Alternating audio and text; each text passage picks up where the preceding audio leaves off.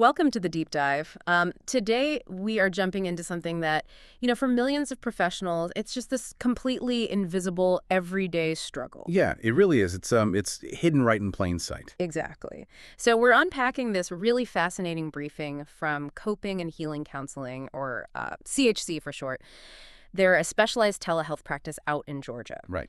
And our mission for you today is to, well, sort of pull back the curtain on adult-specific learning disorders, or SLDs. We're going to explore the emotional toll of carrying this undiagnosed, uh, look at the evidence-based supports that are out there, and see how the geographical and financial barriers to therapy are just, they're being dismantled. It's such a crucial deep dive because, society holds on to this strange, almost magical assumption about, like, high school graduation. Oh, absolutely. We tend to act like the moment you walk across that stage, hand out a diploma, your cognitive profile just, poof, resets to this perfect baseline of efficiency. And a clean slate, right. Exactly. We assume the trouble you had with math or, the sheer exhaustion of getting through a textbook just stays behind in your locker.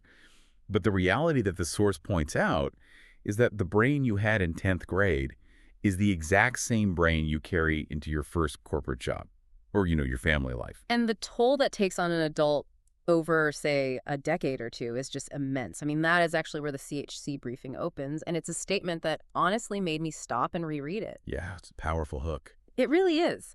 They write, and I'm quoting here, "You are not lazy. You never were." I just want to linger on that for a second because it speaks so directly to the internal emotional experience of the adult. Oh, for sure. Because you spend years in the workforce before a clinical diagnosis even, enters the picture. Right. You're just living with this quiet, years-long belief that just not smart enough. It's a completely devastating narrative to internalize. What we're talking about here and what the source is so careful to emphasize is a brain-based difference. It is not a character flaw. It's just a physiological reality of how your neurological pathways process certain types of information. But because it goes undiagnosed into adulthood, society frames it as a character flaw. And so you just absorb that. To make this tangible, I was thinking about it like, imagine you're running a marathon, but you're wearing an invisible weighted vest. Oh, that's a really good way to put it. Yeah, like to the outside world, to your boss, your colleagues, maybe your spouse, you just look like you aren't trying hard enough. You're lagging behind. They might think, oh, they're just not dedicated. Because they can't see the vest. Exactly. They can't see the structural disadvantage you've been carrying for years. You aren't lazy. You literally have extra weight pulling you down on every single step. And framing that struggle as a moral failing is exactly what causes the damage. The CHE briefing moves from that internal feeling to how this actually, manifests in the mundane parts of adult life. Right, because we aren't talking about failing a pop quiz anymore. We're talking about just getting through a Tuesday at a corporate office. Yeah. The source details how reading, writing, or math stays relentlessly effortful, no matter how hard you try. And it leads to this very specific behavior of deliberately dodging tasks that involve, like, dense reading or numbers. Okay, wait, hold on. Let me give a little pushback here. Sorry, good. Because, I hate spreadsheets. I will absolutely reorganize my entire desk or, answer 100 emails just to avoid looking at a dense Excel file. We all been there. Right. So couldn't someone just say they prefer creative tasks? How does the source actually differentiate between normal procrastination or just a preference and an actual learning disorder? That is the big question. And it's why the phrasing in the source material is so vital. It's not just a preference. The defining factor is that these tasks remain effortful no matter how hard you try. Oh, okay. So it's about the exhaustion factor. Exactly. It's a systemic avoidance born out of deep exhaustion. If you just prefer creative work, a spreadsheet might be boring. You'd rather not do it. But for someone with an undiagnosed SLD, that spreadsheet isn't just boring. It is neurologically draining. Because of that weighted vest. Right. So you dodge those tasks because engaging with them is going to just drain your battery to zero. Acknowledging that brain-based reality is so crucial for adults because it's the only way to break that cycle. So once we understand that these behaviors are a brain-based difference rather than, laziness, what is the action plan? How does someone listening to this actually rewrite their story? Well, according to the briefing, the absolute turning point is getting a licensed clinician to make the diagnosis. That's step one. And the source literally says that diagnosis can reframe your whole story, which is just It's huge. It really is. And from there, they lay out specific evidence-based supports. They talk about skills coaching and workplace accommodations, which we definitely need to touch on. Yeah, for But sure. they also highlight cognitive behavioral therapy, or CBT. Yeah, that part really caught my eye. Using CBT in this context, it kind of makes me think of an overgrown garden. Okay, I like where this is going. So think of your brain-based learning difference as the soil, right? It's just the raw material. But over 20 years of adulthood, because you've been masking this, the soil has been completely covered by invasive weeds. The anxiety, the self-doubt. Exactly, the imposter syndrome. The briefing says all of this piles on top over the years. You can't even see the soil anymore. So you use CBT to carefully pull out all those invasive weeds before you can actually tend to the soil underneath and figure out how you learn best.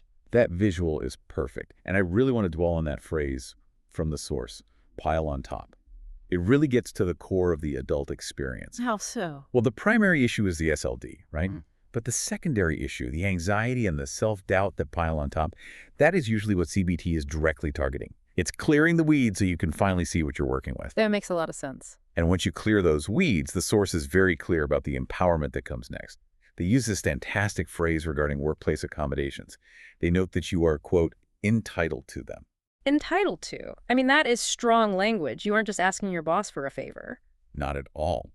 It shifts the burden from you suffering in silence to the environment actually needing to adapt to your documented reality. But, knowing that a licensed clinician and CBT are the answer naturally brings up a huge logistical reality. The healthcare system. Exactly. How do people in Georgia actually access this?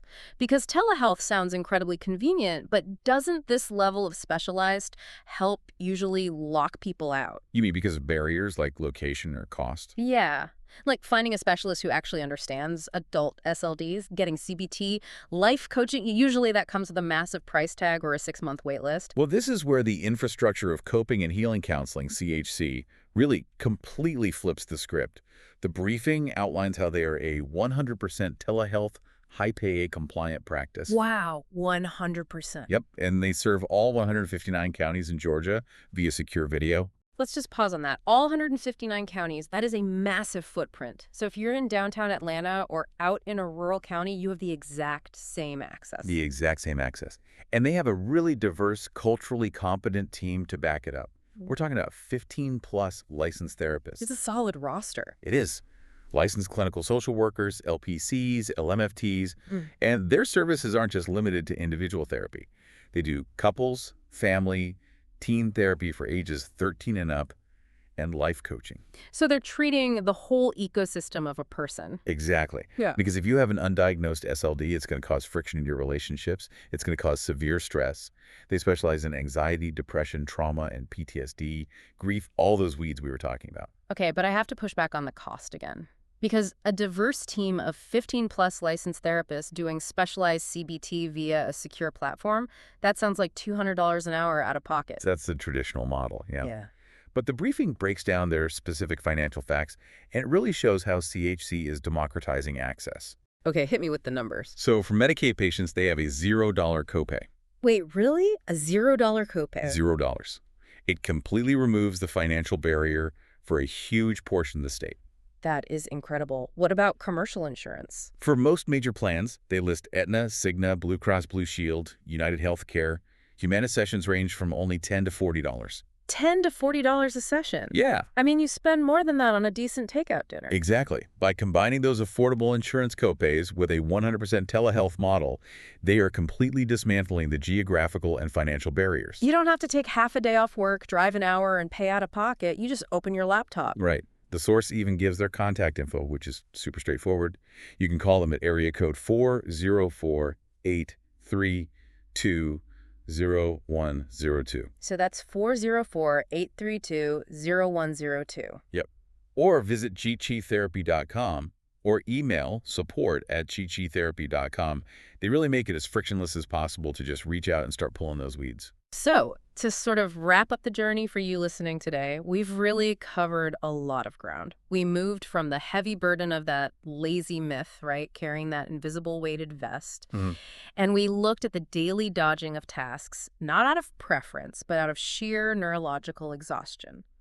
Then we moved to the really empowering reality of getting a brain-based diagnosis, Reframing the whole story. reframing the story, getting that CBT. And finally, we looked at how accessible telehealth solutions provided by CHC across all of Georgia are making this actual, tangible reality for people. That's a huge shift in how we handle adult learning differences. But, before we sign off, I want to leave the listener with a final thought to kind of mull over. Oh, I love a good takeaway. What is it? Well, we talked about the source mentioning those workplace accommodations you're entitled to. And we usually think of accommodations as these, like special exceptions to the rule for a small minority of workers. But I want you to consider this. How would our modern workplace culture radically shift if we stopped viewing an employee's effortful struggle with a task as a lack of dedication? Oh, wow. What if instead we viewed it as a sign that our work environments just need better structural design from the ground up? That is such a profound way to look at it. If everyone is tripping over the same hurdle, maybe we shouldn't just offer a few people a hand up. Maybe we should just remove the hurdle. Exactly. That is definitely something to explore on your own next time you're agonizing over a spreadsheet. Well, that does it for today's deep dive. Until next time, keep looking beneath the surface.